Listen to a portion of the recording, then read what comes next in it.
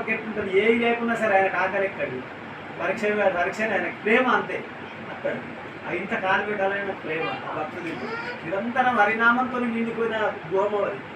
భగవంతుని కట్టేసినటువంటి వాళ్ళు వాళ్ళ హృదయంగా దేవుడిని కట్టేసినాడు. చెప్పాలంటే అడుగు దాటి కబులని నాకు అభయం ఇచ్చిన కోరికాను, గడియ గడియ తిరిగి తిరిగి అడిగి అడిగి వేసారా వచ్చాను, అడుగు తప్పిన విడుపుతనం చేయకుండా కుదురుగా కూర్చుండాలి అని నీ కోపం మంచిగా భయపడ మర్మ మెరిగి ఇంత నీ మోమాట మేవి లేదు కదా నా హృదయ కమలము నందు నీ మృదు పదములను బంధించేస్తా రామా